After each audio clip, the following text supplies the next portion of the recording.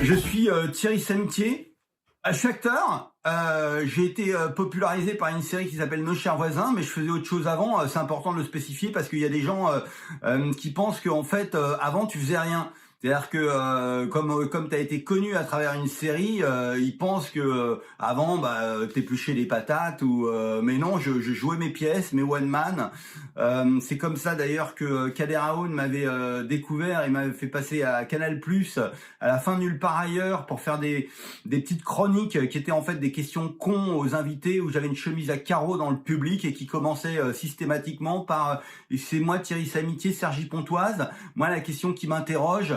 Et voilà, ça a été le début d'une pseudo-popularité. Mais je faisais encore d'autres choses avant. Je faisais des sketchs, des one-man. Et j'ai écrit aussi pour la série Scène de ménage et pour d'autres séries télévisées. Donc voilà, je suis aussi auteur.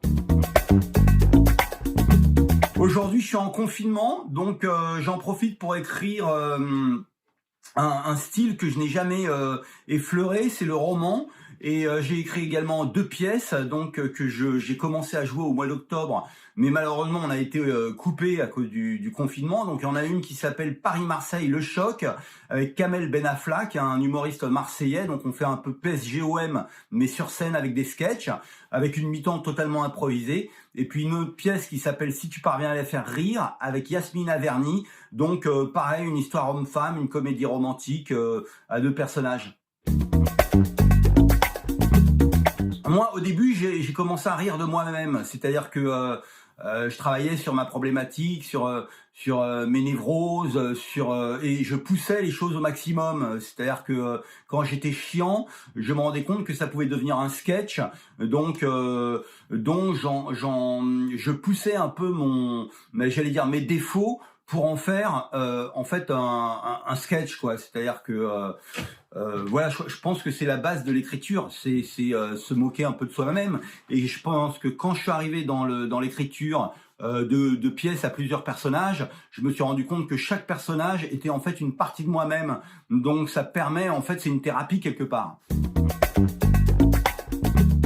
C'est décrypter la fragilité et la vulnérabilité inhérente à la nature humaine et la pousser à son extrême. Parce que ça permet de démanteler l'ego et de revenir, j'allais dire, à partir du moment où on peut se moquer de nous-mêmes, je pense que on a fait une bonne partie du travail, je dirais, et je pense que c'est vraiment libérateur. C'est le show business, c'est l'espèce de superficialité qu'on peut rencontrer dans le métier, dans les relations humaines, c'est-à-dire trop de stratégie peut-être, trop de calcul, quelque chose de pas assez immédiat, pas assez spontané, ou alors d'une fausse spontanéité. C'est pourquoi j'entretiens de meilleurs rapports avec ma boulangère et la caissière de mon supermarché qu'avec les gens du showbiz. Moi, j'ai commencé par écrire et par jouer des sketchs, donc j'ai pas commencé par prendre des cours de théâtre. Et j'en ai pris un tout petit peu dans un truc qui s'appelle le Studio Pygmalion, qui travaillait sur en fait le travail face à la caméra, du style tout de suite rire. C'est purement technique, larmes. C'est pareil. Et en fait, j'ai pas commencé par ça. J'avais pas envie à la base forcément d'être acteur. Moi, j'étais un dingue de Brassens, de Brel.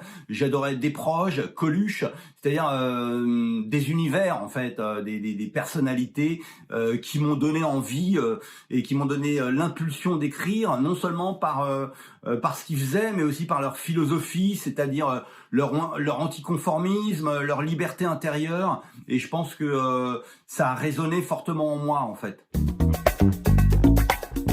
À mon stade, ça peut être entre 1005 et 30 000 par mois. 30 000 quand il y a des tournages, des représentations au théâtre, des droits d'auteur, machin chouette, et puis 1005 quand tu fais rien, que t'es assez dick et que voilà, je veux dire, c'est très, en fait, c'est une échelle qui est très, mais bon, c'est un métier à risque, hein, donc ça fait que C'est comme le casino en fait, tu vois, c'est-à-dire que quand tu mises, bah tu peux gagner beaucoup et puis tu peux être vraiment sur la paille. Faites vraiment ce que vous avez envie. Si vous avez envie d'écrire, écrivez. Si vous avez envie de danser, dansez. Mais qu'est-ce qui éveille en vous le plaisir, le plus de vibrations, le plus d'envie? Et choisissez cette voie et allez-y à fond la caisse. Alors, c'est un asticot qui rencontre une asticote dans un camembert au lait cru moulé à la louche.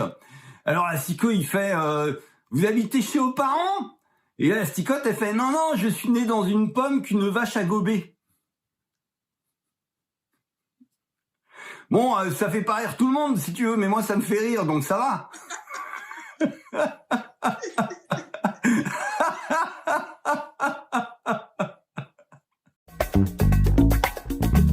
Ouais, je serai un félin, certainement, parce que mon signe astrologique chinois, c'est le chat. Donc, je serai chat.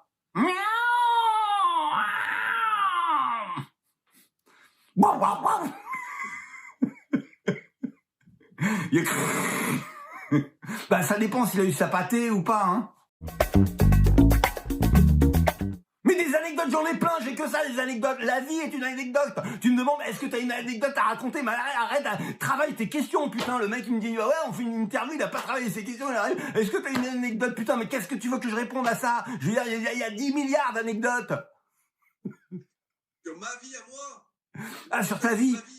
Sur ta vie, ah ouais, une anecdote sur ta vie, bah écoute, ouais, non mais alors je te la raconte, ouais, quand t'avais 5 ans, en fait, t'es allé en vacances en Guadeloupe, et un matin en te réveillant, il y avait un scorpion dans ta chaussure, et on t'avait bien dit, et puis vaut mieux que tu fasses gaffe, parce que en Guadeloupe, tu vas avoir des scorpions dans les chaussures le matin, et là, boum, t'as mis ton pied dans la pompe, là, il y a un scorpion qui t'a pris, et t'es resté pendant 15 jours, tu t'es fait chier dans ta chambre, alors que tes copains, ils allaient se balader, ils se nageaient dans la mer, tout ça, et depuis ce temps-là, tu t'es juré de jamais aller en Guadeloupe. C'est complètement con, il fallait simplement que tu regardes ce que tu avais dans tes chaussures.